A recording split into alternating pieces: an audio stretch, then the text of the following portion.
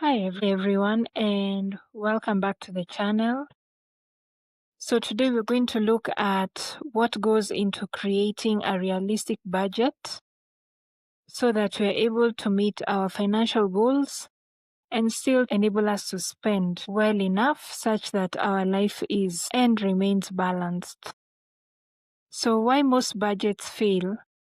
I realize that for some people, they find it too strict and too complicated. They ignore their spending habits and some of the choices they make.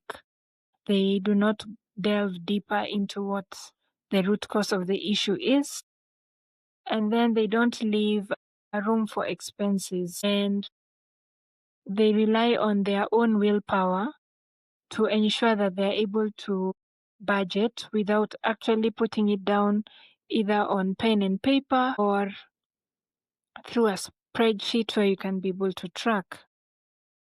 So the first one will be know your actual numbers. Knowing your actual numbers is from your net income. So how much are you able to take home from your business, from your career, from whichever space you're making money with? How much money do you have at hand? That is, of course, after taxes and after other payments. How much are you able to keep yourself and sustain yourself? So there are many ways to track how you spend your money. There are many mobile apps. There's a traditional spreadsheet which you can use, and there's also budgeting trackers where you can be able to create it on templates, for example, on Notion. Notion is one of those templates not only to create content, but also help you to manage your own budget. And within your budget, you need to differentiate what are my non-negotiables. By non-negotiables, I mean what you can't be able to do without. So of course, like rent, like transport, like food. And then there's also the negotiables, like expenses. That's Netflix, that's restaurant, dining, that's, going out to the movies, taking your people out, your family out. Once you're able to understand the full scope of what you're dealing with, now you can be able to learn how to budget effectively. There are various methods of planning your monthly salary or your monthly payment. There's a famous one of 50-30 rule. And I also understand that depending on your salary, others may go 60%, 20-10, or 70-20-10. Others may go 80-20. So it will depend on what amount you're able to take home. And so once you're able to know this is my income, so if it's 50, let's use the traditional 50-30-20 rule. So if it's 50, for example, you're earning, let's say 50,000, for example. That's your take home. That's your net salary that you're able to take home after the taxes and everything. Then you can say 50% of 50,000 is 25,000. After 25,000, which you've divided already, it means it leaves you with 15,000. So you can decide, depending if you're living in a house of 10,000, that is already catered for. So the 15,000 maybe on food, on electricity, on bills, and on transport. And the other 30% of 50,000 is about 15%. That is where you can be able to save a bit of that 15,000 somewhere else. And then now from there, what is remaining is 20%, which is 10,000, which if you're smart enough, in fact, you even spend less than that. So for example, if you watch Netflix, maybe you can just pay the most basic one, maybe one for only one screen, so that when you're coming home, you can watch a movie or a series. In other terms, it could be going out, maybe you work on Saturdays, or you want your weekends to have a bit of some outing. You can decide to put, okay, for every time I go out, that is minus expenses. I want to find a place where I can get food for 1,000 shillings or 1,500 shillings. And if it's for a span of like a week, a month has 4 weekends, and you decide, 1 weekend I'll spend at home, then the other 3 weekends I'll have activities here and there.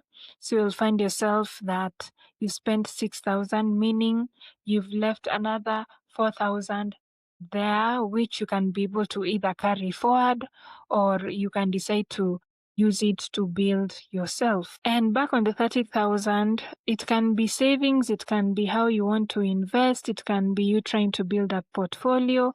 And let me tell you, no money is little money. It just depends on how you spend it. And it depends also on your mindset.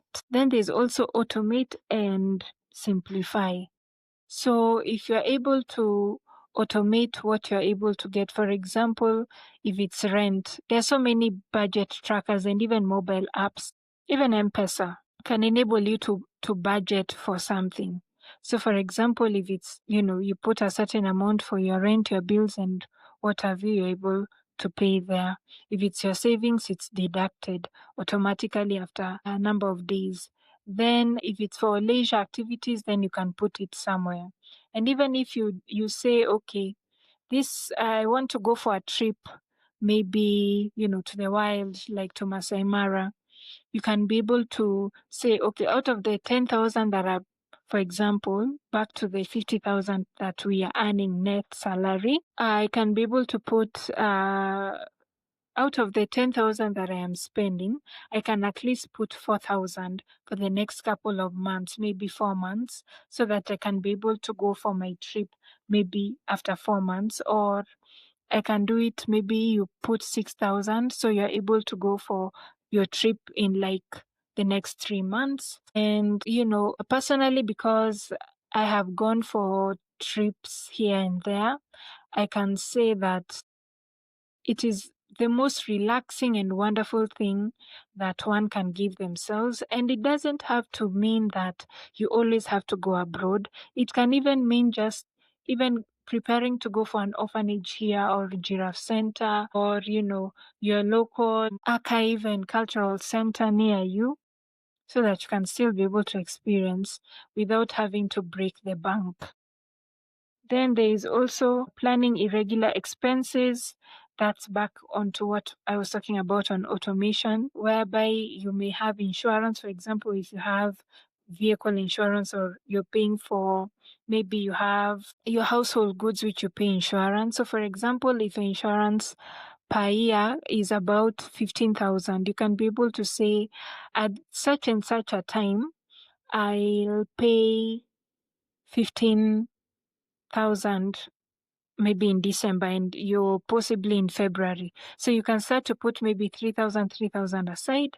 Or if you are prudent enough, you can speak to your insurer in good time to be able to give you not only a breakdown of how much you are able to pay, but also how you can be able to start paying early.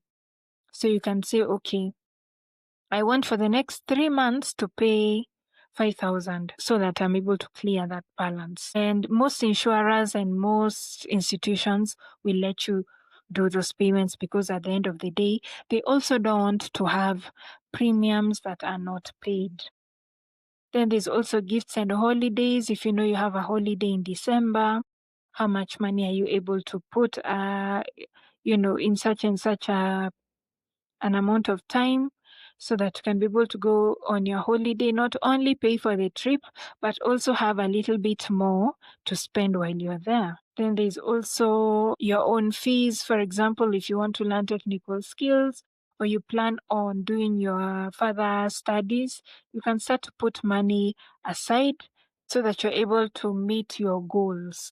And for example, if you also want to invest, maybe you want to invest in Kenyan stocks, or you want to invest in stocks from abroad, then there are so many apps that can enable you to put even as little amount as possible, just to be able to retrain yourself on how to invest back the money. The other one is review and adjust monthly. Remember, not every month will look the same.